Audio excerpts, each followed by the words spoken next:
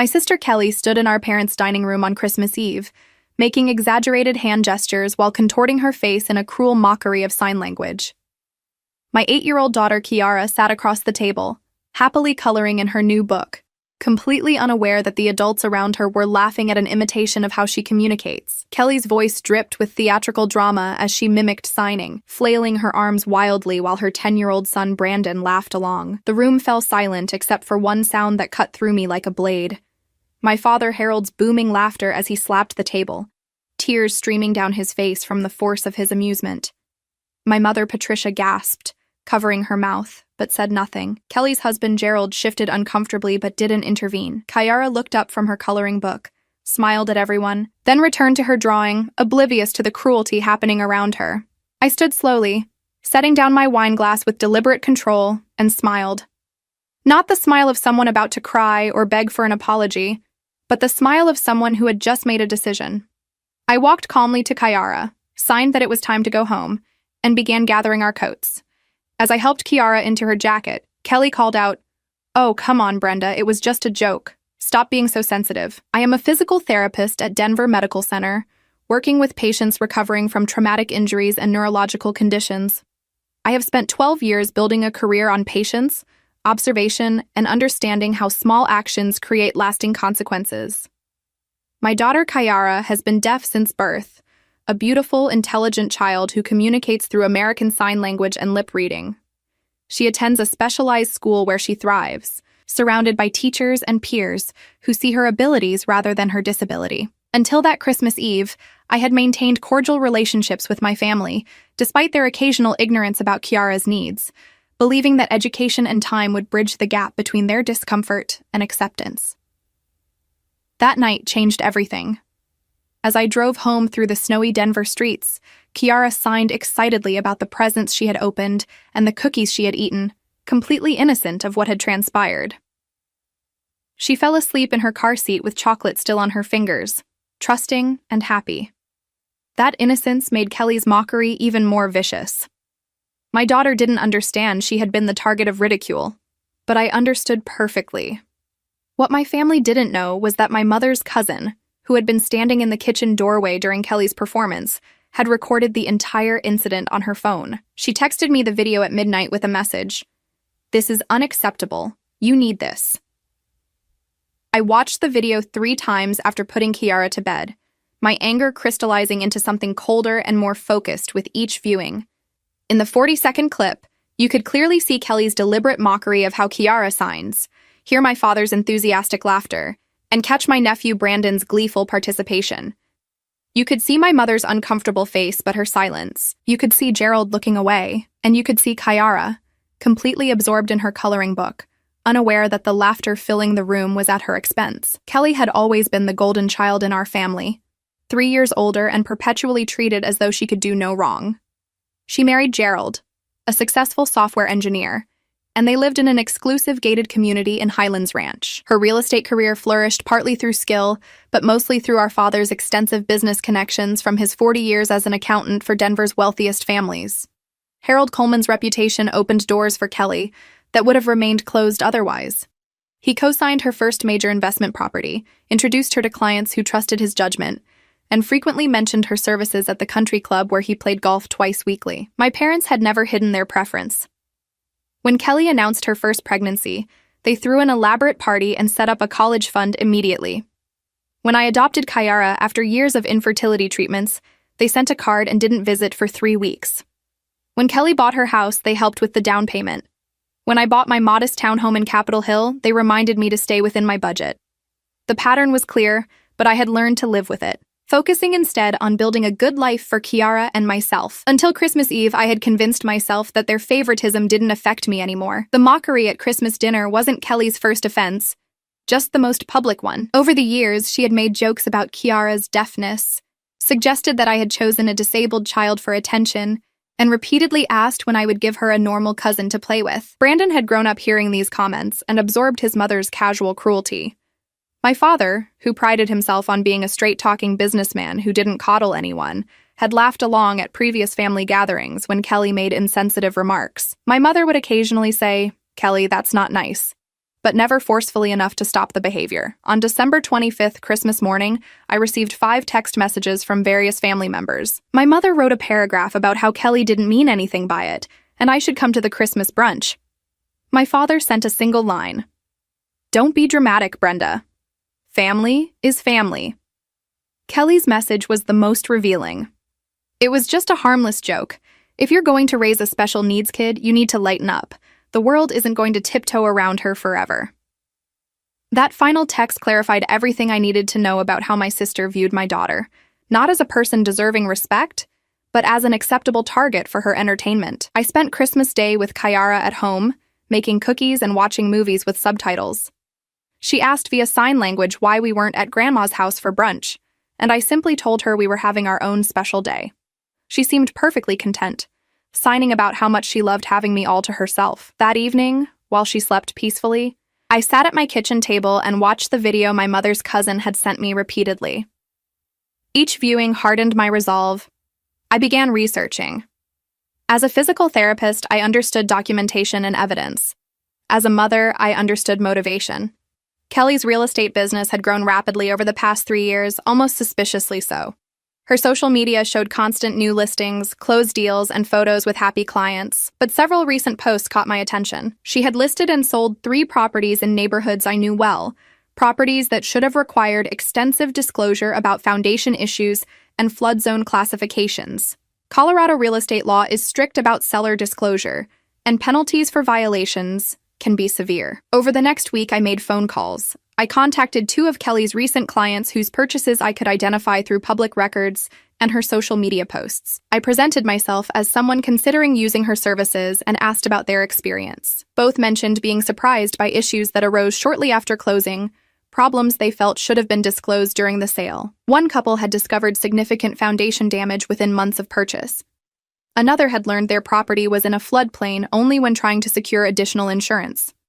Neither had filed formal complaints, but both expressed frustration with how Kelly had handled their concerns after closing. I didn't respond to any of the family text messages. Silence, I had learned through years of dealing with difficult patients and their families, communicated more than arguments ever could. By December 27th, my phone had 12 missed calls from my mother and 4 from Kelly.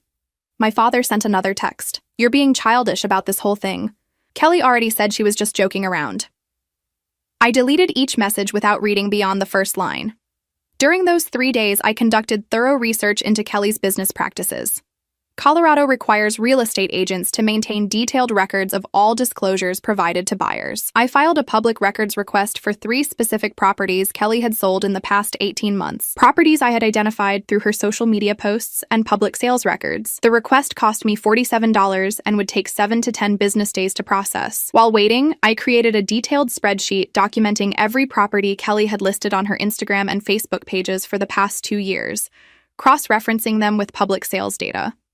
My mother's cousin, Diane, called me on December 28th. She was a retired teacher who had always been kind to Kiara, learning basic sign language and sending birthday cards that actually acknowledged my daughter's existence. "I've been thinking about that video," Diane said. "What Kelly did was despicable, and Harold's reaction was even worse. If you need anything from me, including testimony about what I witnessed, you have it." I thanked her and asked if she would be willing to provide a written statement describing what she observed that night. She agreed immediately. On December 29th, Kelly showed up at my house unannounced.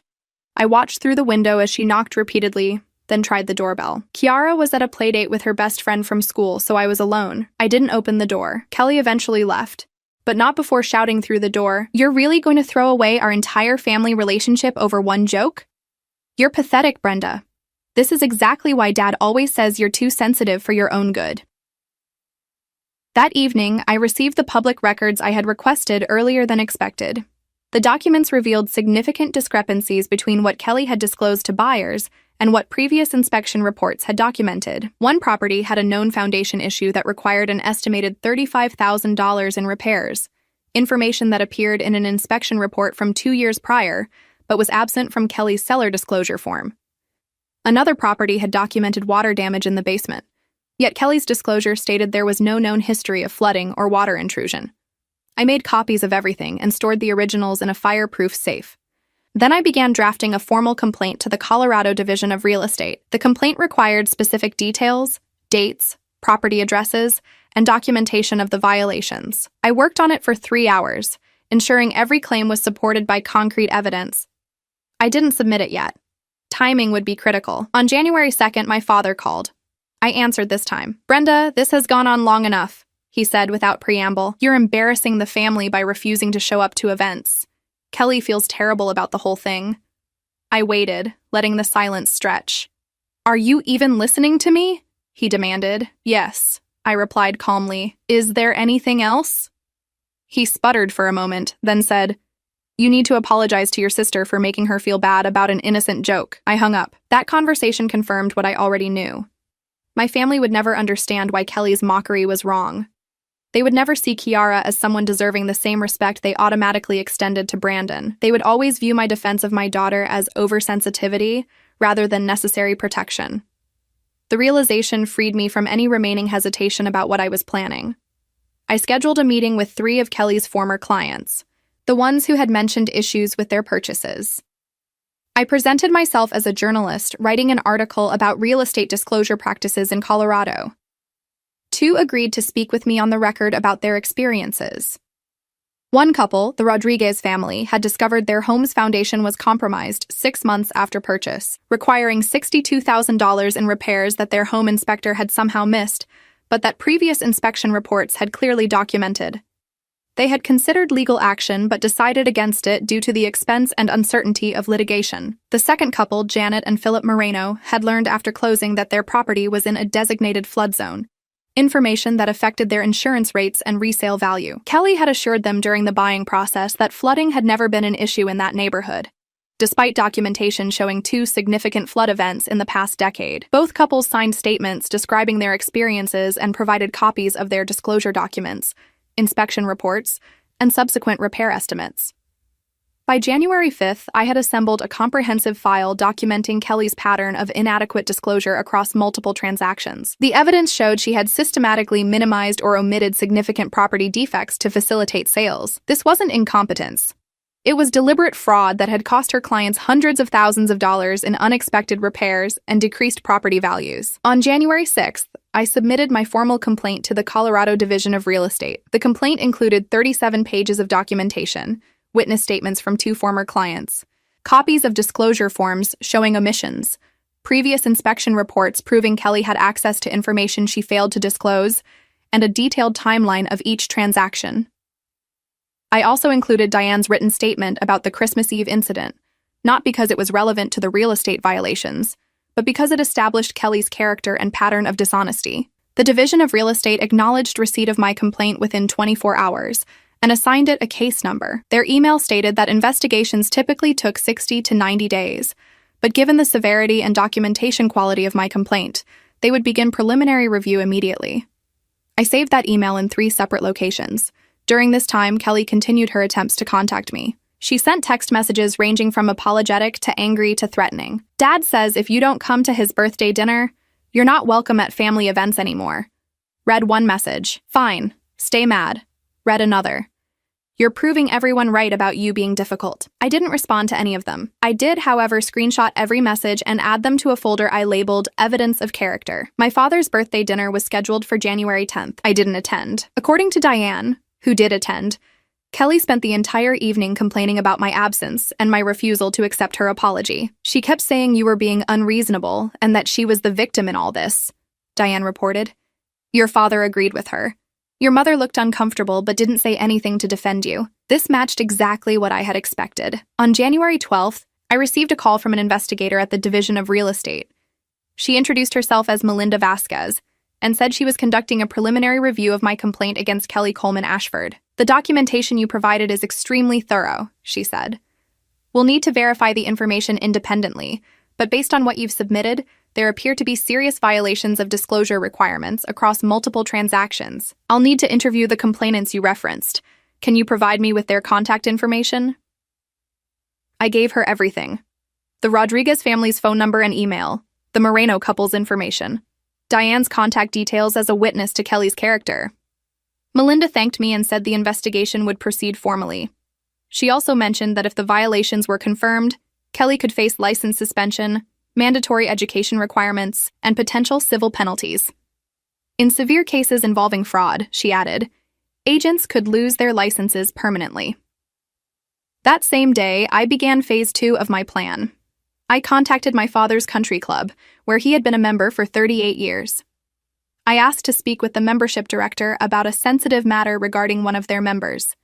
The director, a polished woman named Constance Perry, agreed to meet with me the following week. I prepared a separate folder for that meeting, one that focused specifically on how Kelly's business practices reflected on those who had referred clients to her, including my father.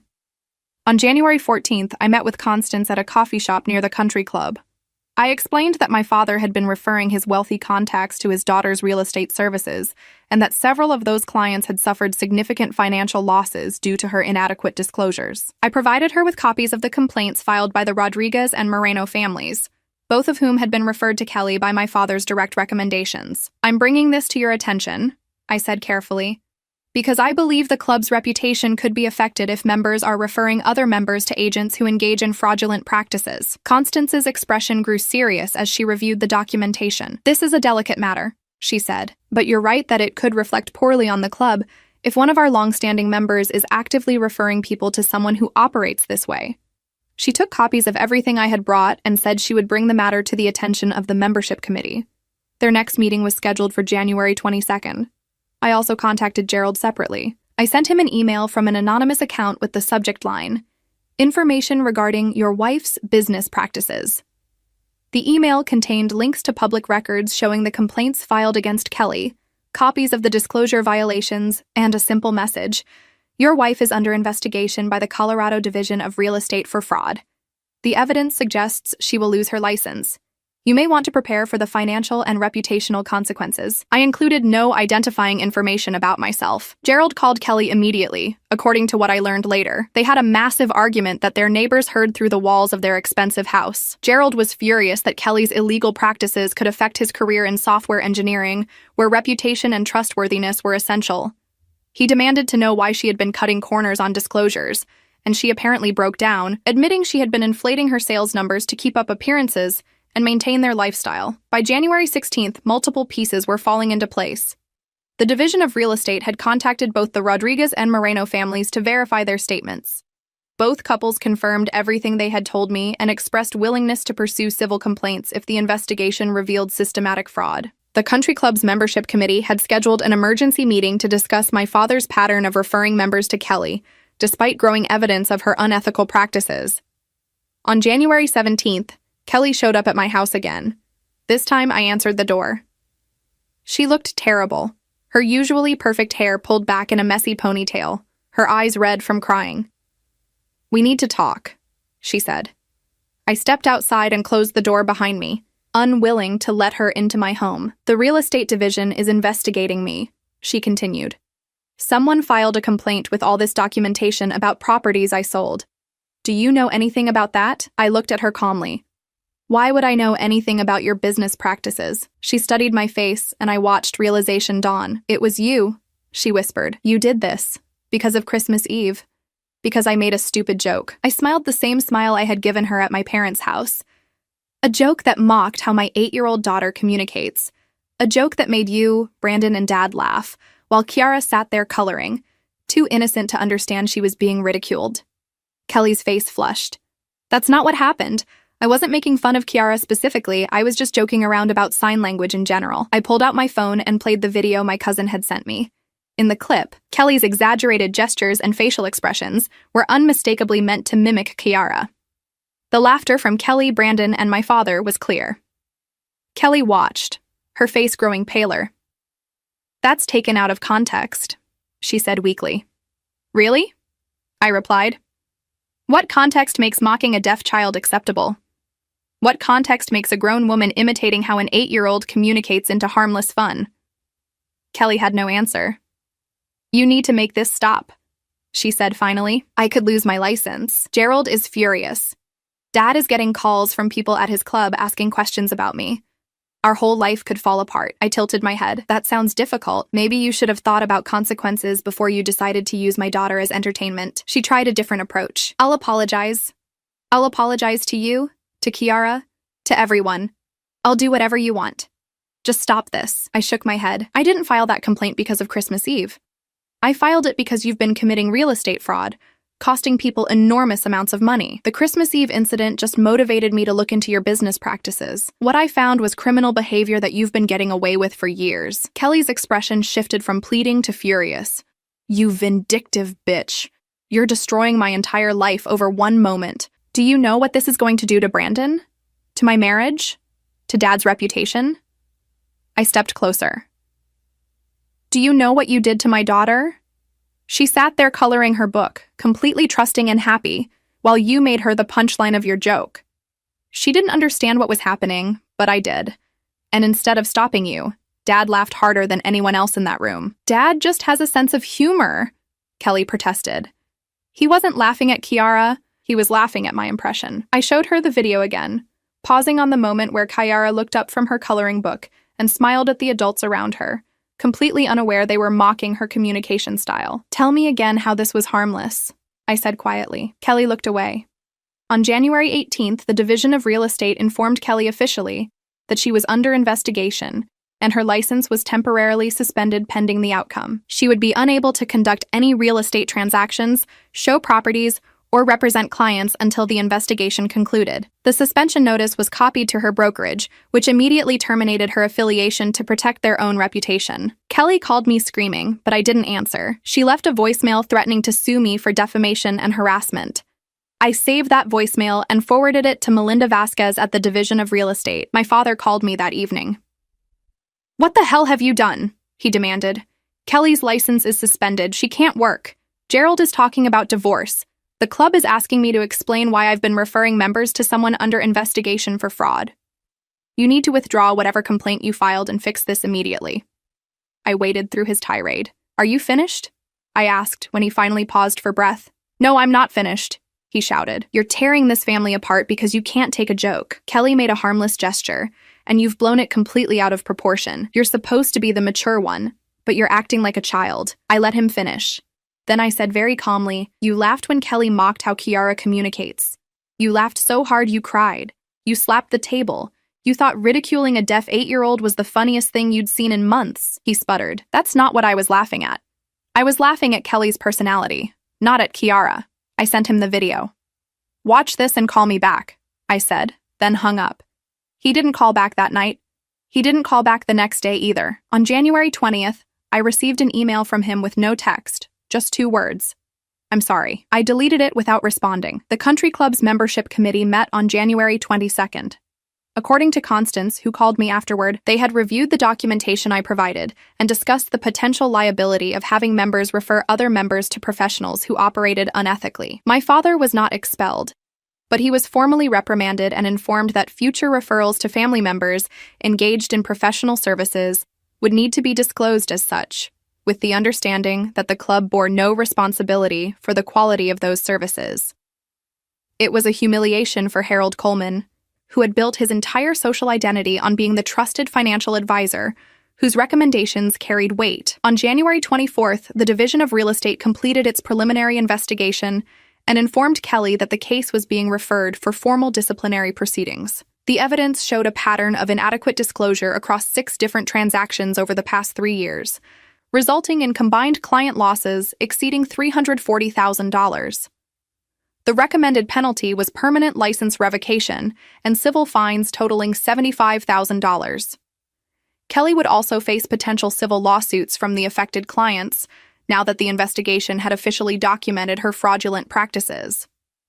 Gerald filed for divorce on January 27th. The petition cited irreconcilable differences and requested full custody of Brandon, noting that Kelly's income had disappeared and she faced significant legal judgments that would affect the family's financial stability. He also filed for an immediate restraining order, preventing Kelly from accessing their joint accounts or making significant financial decisions without court approval. Kelly moved out of their Highlands Ranch home and into a small apartment near downtown Denver. My father's carefully constructed reputation took additional hits throughout February. 3 families at the country club who had used Kelly's services based on his recommendation contacted attorneys about potential claims.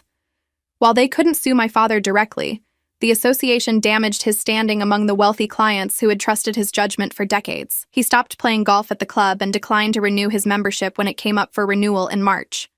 On February 3rd, Kelly sent me a long text message. It began with genuine apology. "I was wrong about what I did at Christmas. I was cruel and thoughtless, and I'm truly sorry for mocking Kiara. She's an innocent child who deserves better." But then it shifted. "But what you've done to me is so far beyond proportional. I made one mistake in a moment, and you've destroyed my career, my marriage, my relationship with my son, and Dad's reputation. Was your revenge really worth all that destruction?" I responded for the first time since Christmas Eve. "I didn't destroy your career. Your fraudulent business practices did that. I didn't destroy your marriage. Your dishonesty and the financial consequences of your choices did that. I didn't damage Dad's reputation. His decades of vouching for someone who operated unethically did that. I simply documented the truth and made sure the appropriate authorities had the information they needed. You're facing consequences for your own actions, not my revenge." She tried calling me immediately. I didn't answer. She sent another text. "Please, I'm begging you. I have nothing left."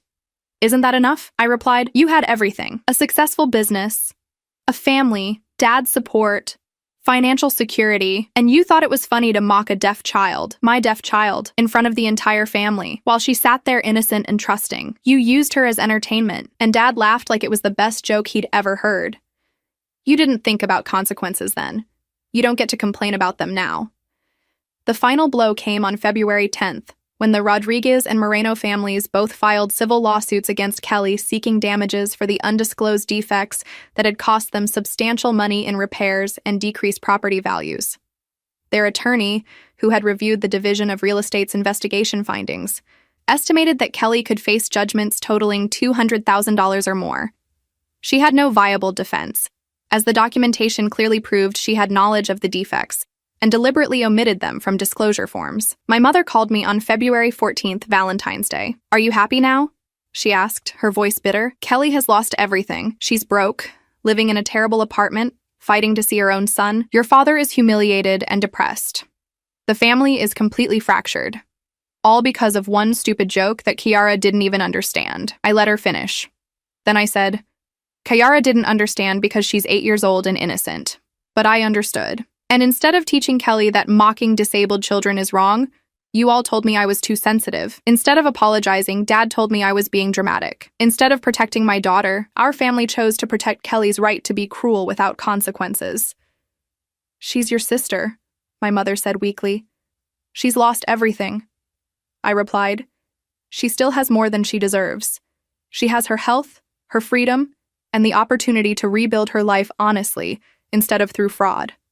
The clients she deceived have to live with the financial consequences of her dishonesty. The families who trusted Dad's recommendations now question his judgment. Kiara has to grow up knowing that her grandfather thought mocking her disability was hilarious. Kelly is facing consequences.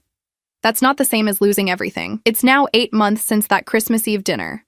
Kiara is thriving in 3rd grade, completely unaware of the family drama that unfolded because of what happened that night.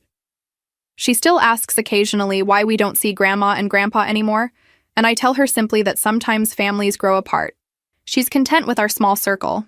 Me, her school friends, Diane, who still visits regularly and has become proficient in sign language, and the community of families from her school who understand that disability doesn't diminish worth. Kelly lost her real estate license permanently in March. The civil lawsuits resulted in judgments totaling $187,000, which she'll be paying off for years. Gerald was granted primary custody of Brandon, with Kelly receiving supervised visitation every other weekend. She now works as a receptionist at a dental office, making barely enough to cover her rent and child support obligations. Her social media, once filled with photos of luxury homes and satisfied clients, has been dormant since January. My father never recovered his standing at the country club. He resigned his membership quietly in March and now spends most of his time at home, avoiding the social circles where his judgment had once been trusted implicitly. He sent me one more apology in April, longer and more genuine than the first. It acknowledged that his laughter at Kelly's mockery was wrong, and that he had failed to protect Kiara when he should have defended her. I read it, filed it away, but didn't respond. Some damage is too deep for words to repair. My mother occasionally texts me photos of Kiara that she finds on my social media, adding comments like, "She's getting so big," or She looks so happy. I don't reply, but I don't block her either.